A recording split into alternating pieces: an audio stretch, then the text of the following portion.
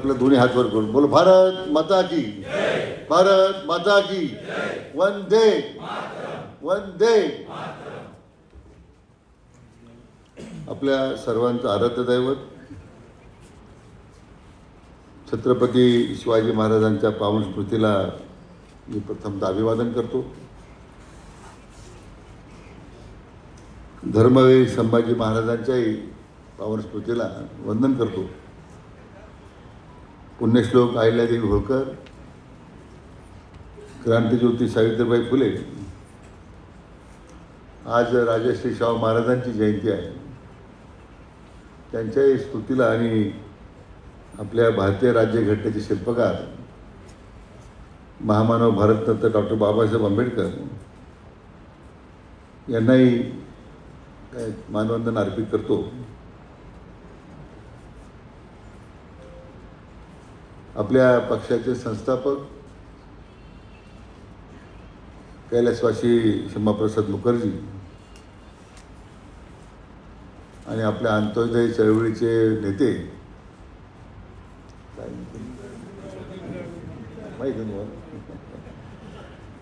आदरणीय स्वर्गीय पंडित दीनदयाळ उपाध्याय यांच्या स्मृतीला मी वंदन करतो. भारत मातेला अभिवादन करतो. आणि आज आपल्या जिल्ह्यातील चारही विधान परिषदेच्या नवनिर्वाचित आमदार महोदयांचा सत्कार ज्यांच्या प्रमुख उपस्थितीमध्ये त्याचं आयोजन करण्यात आलं ते आपल्या महाराष्ट्र विधान परिषदेचे सभापती माननीय प्राध्यापक राम शिंदे साहेब,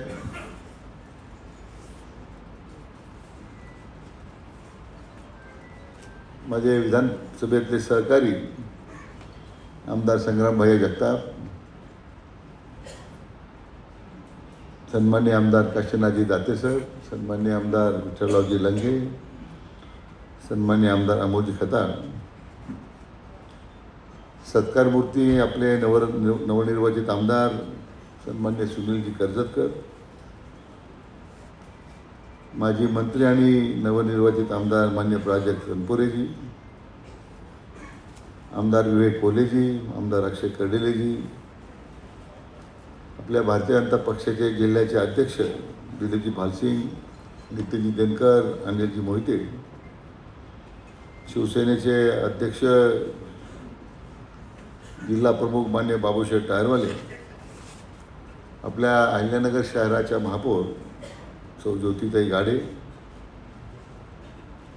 राष्ट्रवादीचे नगर शहराचे अध्यक्ष संपतजी बारसकर, शिर्डीचे नगराध्यक्ष जयश्रीताई थोरात, राहुरीचे नगराध्यक्ष भाऊसाहेब मोरे, राहता शहराचे नगराध्यक्ष डॉक्टर स्वाधीन गाडेकर, विनायकरावजी देशमुख, शिवाजीराव धुमाळ, विश्वनाथजी कोरडे, आपल्या महिला आघाडीच्या आणि सर्व आघाड्यांचे अध्यक्ष, महायुतीचे सर्व पदाधिकारी आणि या सत्कार सोहळ्याकरता आपल्या आमदारांना शुभेच्छा देण्याकरता आलेल्या जिल्ह्यातून सर्व महायुतीचे सर्व कार्यकर्ते, बंधू भगिनी आणि मित्र, आज अतिशय आगळ्या वेगळ्या कार्यक्रमासाठी आपण जमलेलो आहोत. मला वाटतं आपल्या अहिल्यानगर जिल्ह्यातून एकाच वेळी 4 आमदार विधान परिषदेवर जाणं ही सुद्धा एक ऐतिहासिक घटना आहे. आणि आपल्या सगळ्यांना अतिशय मनस्वी आनंद होतोय की एक अतिशय तरुण आणि चिरकाल तरुण असलेला आम्ही सुनील कर्जतकर यांना विधान परिषदेत संधी मिळाली. मी प्रथमतः आपल्या सर्वांच्या वतीने त्यांना मनापासून त्यांचं अभिनंदन करतो. म्हणजे या निमित्तानं आपले विश्वनेता आदरणीय प्रधानमंत्री नरेंद्र मोदीजी, माननीय गृहमंत्री अमित शहा, आपले राष्ट्रीय अध्यक्ष नितीनजी नवीन आणि प्रामुख्यानं आपल्या राज्याचे लोकप्रिय मुख्यमंत्री माननीय देवेंद्रजी फडणवीस साहेब आणि आपले प्रदेश अध्यक्ष रवींद्रजी चव्हाण यांनासुद्धा मनापासून धन्यवाद द्यायचे. एवढी मोठी संधी आमच्या अहिल्यानगर आपल्या जिल्ह्याला त्यांनी दिली. तर त्यांचंसुद्धा एकदा आपण टाळ्या घेतात, त्यांचंसुद्धा अभिनंदन करू. आज हा सत्कार सोहळा होत असताना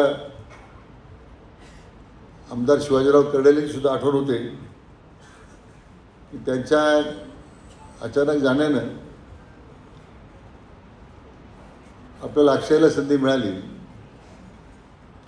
आणि त्यावेळी मग माननीय मुख्यमंत्री महोदय असतील, माननीय रवींद्र चव्हाण असतील, आम्ही सगळ्यांनी प्राजक्तला विनंती केली आणि त्यांनी आपली विनंती पक्षाची मान्य केली. म्हणून त्या तालुक्याला 2 आमदार मिळाले. शिवाजीरावचे रोपण अक्षय म्हणून आपला आमदार मिळाला. अतिशय तरुण वयामध्ये अक्षयला संधी मिळाली आणि त्यानिमित्तानं प्राजक्त तनपुरे भारतीय जनता पक्षात आले आणि त्यांनी आपल्याला संधी देता आली. मला आज विशेष करून सुनील कर्जतकर साहेबांचं अभिनंदन केलं पाहिजे. तर अनेक वर्ष त्यांनी ओळखतो, 35-30 वर्ष झाली त्याला ओळखतो मी. स्वर्गीय गोपीनाथराव मुंडेंच्याबरोबर कायम असायचे आणि आदरणीय खासदार साहेब आणि स्वर्गीय गोपीनाथराव मुंडेंचं अतिशय घनिष्ठ नातं होतं. आणि त्यामुळे सातत्यानं या जिल्ह्याच्या दौऱ्यावर येताना, मुंबईमध्ये बैठक होताना एक अतिशय शिस्तीचा कार्यकर्ता म्हणून आमचे कर्जतकर साहेब बरोबर असायचे. राहुरीची पोटनिवडणूक झाली, सूर्यभान पाटलाशी कोणी बोलायला हा प्रश्न होता. मग आदरणीय खासदार साहेब म्हटले, तू काय भांगडीत पडू नको, मी पालकमंत्री होतो त्यावेळी. आणि मग ते सूर्यभान पाटलांना घेऊन 3 आठवडे राहून तो लगेच फिरतो. आम्ही आमच्या पद्धतीने आम्ही काम करायचो. आणि मतदान झालं, मतमोजणी होती. मला पहाटे 2ला फोन आला वाढले पाटलांचा, राधाकृष्ण पाटील झाला पाहिजे. मग ते त्यांचा स्वभाव आपल्याला माहीत होता कसा. पण तो राहुरी पोटनिवडणूक एक वेगळा इतिहास आहे. म्हणजे तो मला वाटतं मी सांगण्याची गरज नाही. इकडं दुसऱ्या उमेदवाराची निवडणूक सुरू झाली, आम्ही इकडे चंद्रशेखरला विजय जाहीर करून टाकला. मग त्यावेळी ठीक आहे, त्यावेळी बाकीचं मी सांगत नाही, पण मुद्दा एवढाच होता की या सगळ्या संक्रमणामध्ये मला वाटतं त्यावेळी भीमराव पडते खासदार झाले.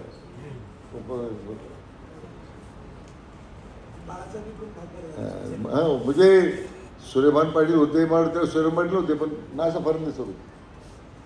आणि मुंडे साहेब कारखान्यात आले आणि निर्णय झाला, मी काँग्रेसचा आमदार आणि काळेसाहेब काँग्रेसचे उमेदवार. मी राहत्याला माझ्या मतदारसंघात आमच्या ऑफिसवर मांडा घालून बसलो. मी लोकच फिरकायला तयार नाही इकडे. सगळे 4 दिवसामध्ये भीमराव पाटीलच्या कामाला लागले.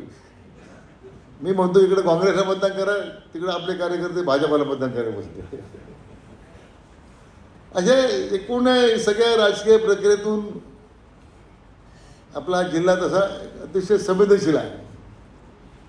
आणि यामध्ये काम करताना एक समर्पित भावनेनं सुनील कर्जतकरांनी आपला त्या ठिकाणी राजकीय वाटचालीमध्ये काही चढ उताराचा विचार केला नाही, पण निष्ठेनं त्या पक्षाच्या संघटनेमध्ये मग गुजरातमध्ये सुद्धा प्रभारी म्हणून त्यांनी काम केलं.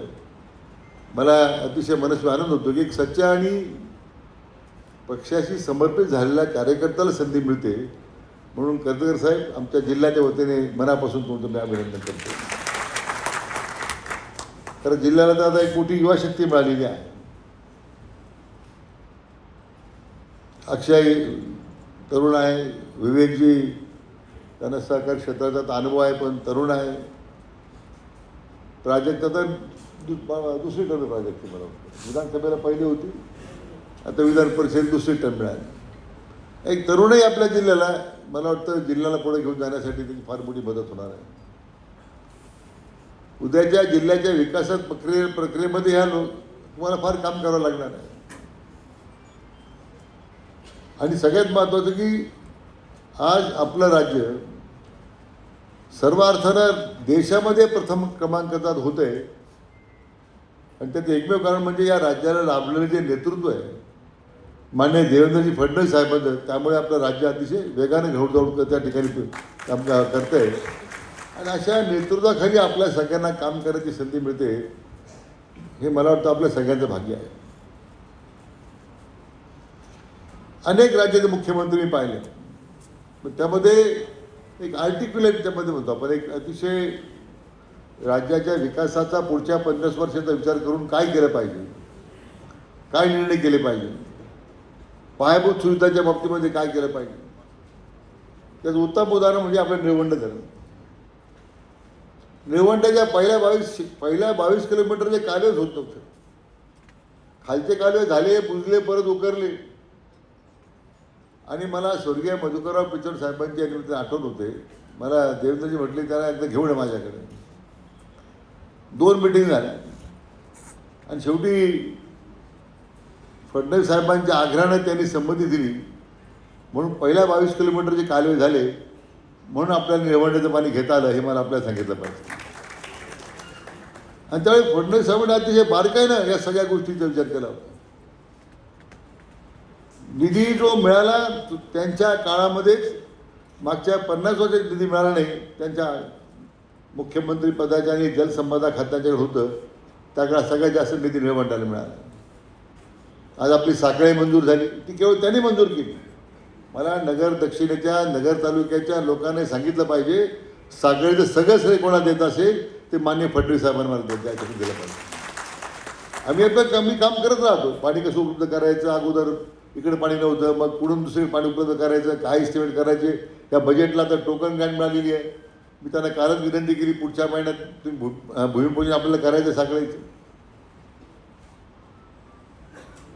आता विवेक डाग मग अशी मुद्दा म्हणा निळवंड्याच्या कालव्यांचं आपण ते काम सुरू केलं. त्याला एक 2,000 कोटी रुपये येतात. अजून सगळे पीडीएन करतो आपण पूर्ण. त्याला स्काडा आपण शेवटच्या टेलला बसवतो, पण पूर्ण पीडीएन करतो आपण. आता निळवंडे पीडीएन केल्याशिवाय निळवंड्याचं पाणी सरळ जाणार नाही. त्या पद्धतीने आपण त्याची आखणी केली आहे. जलसंपदा खातं माझ्याकडे देताना मला मुख्यमंत्री म्हटले की तुमच्या वडिलांचं स्वप्न दुष्काळ मुक्त महाराष्ट्र करण्याचं ती जबाबदारी तुमच्यावर मी देतो. मला आपल्या जिल्ह्याकडनं सांगितलं पाहिजे की केवळ त्यांच्या पाठिंब्यानं मागच्या 1.25 वर्षाच्या काळामध्ये आपण जवळजवळ 2,640 कोटी रुपये दिले. आपण देऊ शकतो वेगळ्या प्रकारचा. मुळा उजव्या कालव्याला 110 कोटी रुपये दिले. काम चालू आहे कालव्याचं तुमचं वृत्तीकरणाचं. उचलराव वृत्तीकरणाचं काम चालू तुम्ही कालव्याचं मुळ्याचं. नंतर प्रवरा कालव्याच्या प्रणाली 150 कोटी दिले. गोदावरी कालव्याला जवळजवळ 430-41 कोटी दिले गोदावरी. आता तुमच्या डाव्या कालव्याला पैसे द्यायचे. वांबोरी चाली टप्पा 2ला 125 कोटी रुपये दिले. ताजनापूरच्या टप्पा 2ला 25 कोटी. भोजापूर चालीला आता नव्यानं 44 कोटी आपण मंजूर केले. साखळीच्या योजनेला तर 1280 कोटी योजना आपण मंजूर केली साखळीची. कुकडी वितरण प्रणालीला कालच 200 कोटी रुपये त्याच्यामध्ये देतोय. दातेसरांना आग्रह पारनेर तालुक्याच्या दुष्काळ हटवण्यासाठी 3 उपसा सिंचन योजना आपण करतो. त्याला 80 लाख रुपये दिले. सर्वेक्षण पूर्ण झालं आहे तुमचा. साकोर पठार भागामध्ये सुद्धा 4 उपसा सिंचन योजना आपण पैसे देतोय. त्याला 60 लाख रुपये देऊन त्याचं सर्वेक्षण पूर्ण होतं. तुमच्या बिताका वळण योजनेला आपण पैसे देतोय. म्हणजे जिल्ह्याच्या प्रत्येक प्रकल्पाच्या दृष्टीने. बट अजून एखाद्या वर्ष जाऊ द्या, तुम्हाला सांगतो मी, या जिल्ह्याच्या सिंचनाच्या बाबतीमध्ये आमच्या शेवटच्या टेच्या शेतकऱ्यापर्यंत 100% पाणी द्यायची व्यवस्था आपलं सरकार करणार आहे. हे मी आपल्या खातेपूर्वक सांगतो. आज किती निर्णय सरकारमध्ये होत आहे. आज 100% वीज बिल माफ झालं. आता आपला जिल्हा सोलरमध्ये पंपामध्ये राज्यात 1 नंबरला आहे. अजूनही काही लोकांना मिळायचे, पण आज आपला जिल्हा राज्यामध्ये सोलर पंपासाठी 1 नंबरला गेलेला आहे. सगळ्यात जास्त सोलर आहे आपल्या जिल्ह्याचा. नैसर्गिक आपत्तीचे पैसे मिळाले किती आपल्या जिल्ह्याला. मागील 2 वर्षामध्ये देवेंद्रजी मुख्यमंत्री झाल्यापासून आपल्या जिल्ह्याला 1600 कोटी रुपये मिळाले. आज तुम्ही बसताना प्रत्येकाच्या खात्यात पैसे आले की नाही. आले ना. सगळ्यांचे येणार नाही, पण काही ज्यांना नाही, आता ज्यांच्या आपत्तीने कसे पैसे. आता कर्जमाफीची 35,000 कोटीची कर्जमाफीची घोषणा झाली. याद्या तयार झाल्या. हे 22 तारखेपर्यंत आचारसंहिता होती आपली विधान परिषदेची. आम्ही आता परिपत्रक प्रत्येक कार्यक्रमाला पाठवतो मी तयार करून घडीची पत्रिका. त्या कर्जमाफी म्हणजे नेमकी काय झालं. आज विरोधक विनाकारण लोकांमध्ये बुद्धिमत करायचा प्रयत्न करतात. पण एवढी मोठी कर्जमाफी विस्तृतप्रमाणे यापूर्वी राज्यामध्ये कधी झाली नाही. इतका चांगला निर्णय आपल्या महायुती सरकारने घेतला. आता हे सगळं काम जे आहेत आम्ही ठीक आहे, आम्ही मंत्री म्हणून, माननीय शिंदेसाहेब सभापती म्हणून किंवा आपले नवनिर्वाचित आमदार त्या ठिकाणी काम करतील, पण आपल्या कार्यकर्त्यांनी आता येऊन पुढे थोडं यासाठी काम करण्याची गरज आहे. किती गावामध्ये फ्लेक्स बोर्डवर आपण कार्यकर्त्यांनी आमच्या गावात नैसर्गिक आपत्ती 200 कोटी रुपये आले. किती गावात बोर्ड लागले? 50 कोटी आले. लागले बोर्ड. सरकारच्या ज्या ज्या निर्णयाचे फायदे आज आमच्या गावात लाडक्या बहिणीचे लाडक्या बहिणी एवढे पैसे आले आहे का कुठं? लाडक्या बहिणीने सुद्धा माहीत नाही कोणी पैसे दिले. त्यांना तर माहीत पाहिजे ना.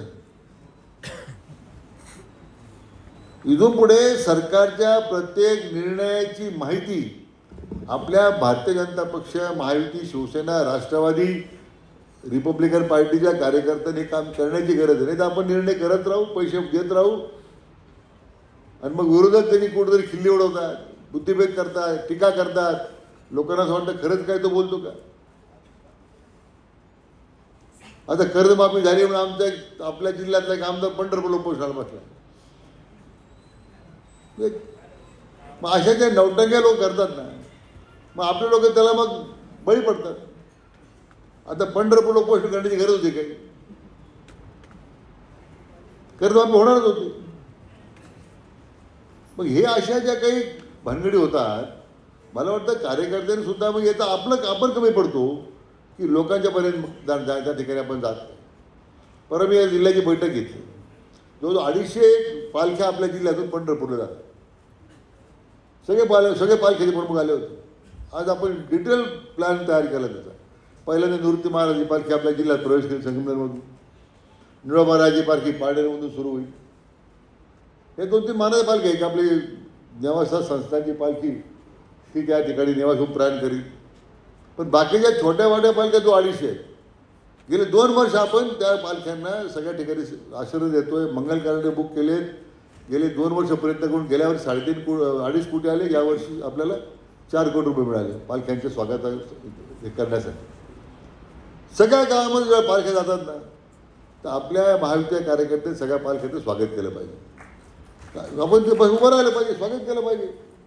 आपण जेव्हा हिंदुत्वाचा पुरस्कार करतो हे आपलं काम नाही का? आपल्या गावातून पालख्या जातात, पालख्या मुक्कामाला राहतात, मुक्कामाच्या ठिकाणी सोय करतात लोक. पण आपल्या गावातून जेव्हा पालख्या जातात तेव्हा आपण पालख्या जातात. आषाढी वारी सुरू झाली. आता प्रशासनाच्या वेळी आता आम्ही यावर्षी प्रत्येक पालखीच्या मुक्कामी ठिकाणी वॉटरप्रूफ मांडू देतो. मित्रांनो, वॉटरप्रूफ मांडू देणार आम्ही. कुठे पालख्याची गैर सोडणार नाही. जिथं पोलिसांची गरज आहे, जे चोऱ्या होतात ते सगळ्या आता यंत्रणा, प्रत्येक प्राथमिक आरोग्य केंद्र आपण आता अद्ययावत केले. ज्या ज्या दवाखान्यांना महात्मा फुले जन आरोग्य योजना लागू आहे त्या सगळ्या दवाखान्यांना सूचना दिल्या की वारकऱ्यामध्ये कोणी आजारी पडलं तर तुमच्या दवाखान्यात झालं त्याची मोफत आरोग्य त्या ठिकाणी सुविधा दिली पाहिजे, अशा सुद्धा सूचना दिलेल्या आहेत. पण हे मी आता त्याचं एक पत्र काढतोय, तुम्हाला सगळ्यांना देतोय, वाटतो मी सगळ्या जिल्ह्यामध्ये काय काय आपण वारीचं करतो. सांगायचं एवढंच आहे की या सगळ्या प्रक्रियेमध्ये आज आपल्याला तुम्ही सगळ्या मंडळींनी आपलं स्वतः सहभागी झालं पाहिजे. सरकारी योजनेची माहिती लोकांना स्वतःहून दिली पाहिजे. आज जिल्ह्याच्या शेवटचा मुद्दा मी घेणार आहे की एक जिल्ह्याचा औद्योगिक कॉरिडॉर तयार होतो. आज शिर्डीच्या MIDCमध्ये एवढी मोठी गुंतवणूक आहे. मी राहुरी कृषी विद्यापीठाचे आपण 1400 एकरची मी आता भूसंपादित करतो. तिथं आपण एक मोठं औद्योगिक कॉरिडॉर उभा करतोय. काल आम्ही हरेगावला आपली 6,500 एकर जमीन होती त्यात ते 1500 एकर आपण पुन्हा एका डिफेन्स ट्रस्टला दिली. 1000 एकर आपण DRDOला दिली. तिथे मिसाईलचं काही ते सुरू करतायत. 1500 निवे ग्रुपच्या ठिकाणी ॲम्युनिशन फॅक्टरी टाकतायत. त्यातली 3,000 एकर आम्ही आखारीपणे शेतकऱ्याला आपण परत करतोय. आता एक राज्यामध्ये येणारी गुंतवणूक आणि ती आपल्या जिल्ह्यामध्ये येणारी गुंतवणूक यासाठी अधिक रोजगार निर्माण करण्याची नवीन संधी आपल्याला मिळते. आपण सुद्धा लोकांनी या बाबतीमध्ये थोडं सतर्क राहून, ठीक आहे, जिथं किमान मला आठवतं की मला असं वाटतं की पुढच्या 2 वर्षामध्ये आपल्या जिल्ह्यामध्ये किमान 10,000 तरुणांना रोजगार मिळेल अशा प्रकारचं काम आपण उभं करतो. या जिल्ह्याचा तरुण जिल्ह्याबाहेर जाणार नाही, त्याला रोजगार जिल्ह्यात मिळाला पाहिजे अशा प्रकारची आपण कार्यवाही करतो. आता सगळं ड्रॉईंग बोर्डवर आहे. माननीय मुख्यमंत्री महोदय स्वतः रोज त्याच्यामध्ये त्या ठिकाणी आढावा घेतात. आणि त्या दृष्टीने म्हणून सगळ्यात तात्पर्य की सगळ्या आघाडीवर काम सुरू आहे. मग जलसंपदा असेल, दुष्काळमुक्त महाराष्ट्राचा असेल, तुमच्या रोजगार निर्मितीचा असेल, या सगळ्या कामामध्ये आज महायुती सरकार निश्चितपणे कार्यरत आहे. मला विशेष आनंद आहे की आज या चारही आमदारांचा सत्कार करताना किमान आज जिल्ह्याचे सगळे प्रमुख लोक हजर आहेत, आपल्यासमोर चर्चा करता आली. आमच्या चारही आमदारांना माझी विनंती आहे, थोडं आता मनोभावे तुम्ही स्वतःला झोकून द्या. फार मोठं तुमच्या समोर पूर्ण आयुष्य पडलेले आहे. आता आमच्या 8 टर्म होऊन गेलेले आहेत, तुमचे पहिले टर्म आहे सगळ्यांचे. त्यामुळे तुम्ही आता तुम्हाला काय आमचा पाठिंबा पाहिजे, कुठं आमची मदत पाहिजे, आम्ही 100% करू. ती काही तुम्ही चिंता करू नका. राजकारणाचे आता पुष्कळ पाणी वाहून गेलं, आता त्यात काय पुष्कळ पुढे चर्चा करते आपण. तसं मला कर्जत म्हटले पाणी वाहत राहिलं पाहिजे, बरोबर ना, पाणी वाहत राहिलं पाहिजे तुमचं म्हणणं आहे ना, डबकावून चालणार नाही. हां, भारतीय जनता पक्ष महायुती आपली एवढी विशाल आहे की या महायुतीचं पाणी नेहमीच खळखळ वाहत राहणार आहे आणि विकासाची गंगा नेहमी आपल्याला मिळत राहणार आहे, अशा प्रकारची खात्री आपल्याला देतो. पुढे एकदा या सगळ्या आमदार महोदयांचं, सुनील कर्जतकर साहेब असतील, मान्य विवेकजी कोले आहेत, मान्य प्राजक्त तनपुरेजी आहेत, मान्य अक्षय दादा आहेत, यांचंसुद्धा मनापासून अभिनंदन करतो. आपल्या सगळ्यांना कार्यक्रमाला आल्याबद्दल मनपूर्वक आपल्याला धन्यवाद देतो आणि थांबतो. जय हिंद, जय महाराष्ट्र.